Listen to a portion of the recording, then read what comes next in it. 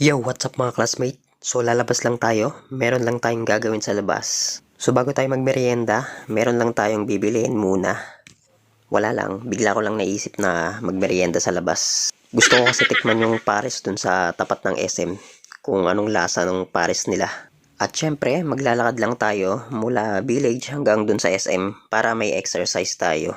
So medyo matagal na kasi tayo hindi nakakatikim ng pares kasi dati medyo malakas tayo kumain ng pares. Hindi rin naman kasi maganda na parati kang kumakain ng pares or mami etc. na pagkain sa labas. Dapat moderate lang, paminsan-minsan lang. So ngayon natakam nga tayo kaya naisipan natin kumain ng pares ngayon para matikman naman natin yung pares sa tapat ng SM. Pero bago yung nagpa-load muna ako, at the same time dumaan tayo dito sa 7-Eleven dahil may binili lang akong sabon. So after natin bumili sa 7-Eleven, yun, diretso na tayo sa paresan. Let's go! Samahan nyo ako kumain.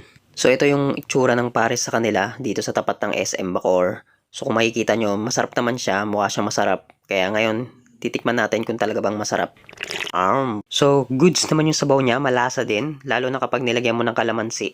Nilagyan din natin siya ng paminta, at nilagyan din natin ng onion, vegetable, at garlic. So, masarap pa sana lagyan ng chili, kaso hindi na natin nalagyan, kasi bawal tayo sa maanghang. So, umuusok pa yung pares, napakasarap, solid. So, sakto lang yung mga inilagay natin ingredients sa pares, yung inihalo natin doon para masarap pa rin siya at hindi siya maalat. Yummy! So, kitang-kita mo, sarap na sarap ako, kasi nga, yung mga ingredients na inhalo natin, lalong nagpasarap doon sa pares. Kaya the best na tandem yung fried rice sa pares.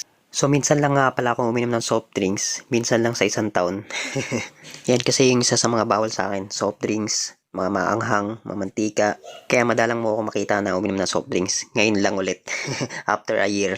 More on tubig lang talaga ako, juices, tsaka mga organic coffees, organic juices, mga ganun. At eto na nga, naglalakad na tayo pa uwi kasi nabusog na tayo sa kinain natin. Pero mamaya-maya sigurado tunaw na naman to. Mabilis tayo magutom eh. So habang naglalakad, bigla ko nakasalubong si Chris Brown. O, kaway ka muna. Sikat ka na naman. Joke lang, si Roger yan, kaibigan namin, mabait yan. At eto na nga, naligo tayo ulit, kinagabihan. So kaninang hapon, nagmerienda tayo, ngayon naman magdi-dinner tayo. Pero bago yun, patayin muna natin yung electric fan sa loob ng kwarto. So tara, baba muna tayo. At syempre, kailangan patayin yung ilaw sa kwarto. Tapos buksan natin yung ilaw naman sa hagdan para makita natin yung daanan sa hagdan. Para hindi tayo madisgrasya. So dapat ingat-ingat lang sa pagbaba ng hagdan at pag-akyat. So samahan nyo ako kumain. Ito na nga, magsasandok na ako ng ulam. So basically tapos na sila kumain, ako na lang yung hindi pa. So tinola nga pala yung ulam namin. So kapag ako kumakain ng tinola, gusto ko yung sabaw marami. Kaya dadamihan ko yung sabaw sa paglagay dito sa kanin ko. So dahan-dahan lang ang pagsandok para hindi matapon. Solid to. Mamaya-maya, chibog na tayo pagkatapos magsandok. So ayan na nga, sinasabawan na natin yung kanin natin. So gaya ng sabi natin kanina, sasabawan natin ang sasabawan tong kanin natin hanggang mapuno ng sabaw. Dahil napakasarap ng sabaw ng tinola. So lulunurin natin yung kanin natin ng sabaw hanggang magmukhang dagat. So trip ko kasi ang maraming sabaw sa kanin. Kaya kung makikita mo, sandok pa rin tayo ng sandok ng sabaw hanggang mapuno yung plato natin. At ayun na nga, pinagpag na natin. At bago tayo magsimula tsumibog, takpan muna natin tong ulam para hindi pumasok yung mga insekto at masasamang espiritu. Yun na nga mga classmate, tara na, lamunin na natin to kasi baka lamunin pa to ng iba. Itong napakasarap na tinola na to, chibugin na pala natin to. At tara na, simulan natin ang pagkain ng tinolang to. Napakasarap, punong-puno na sabaw. Kala mo may dagat. So yun na nga mga classmate, ninanamnam na natin yung lasa ng tinola na to. At ito na nga, isusubo na natin. Sarap. Daman-daman natin yung lasa. Napakasarap at umisa pa nga. Sarap. Hindi halatang gutom na gutom eh, no? Halata ba na gutom? O hindi masyado?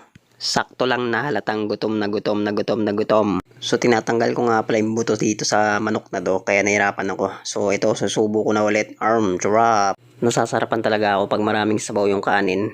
So ganyan talaga ako. Ganado talaga ako kumain kapag maraming sabaw, lalo na pag tinola.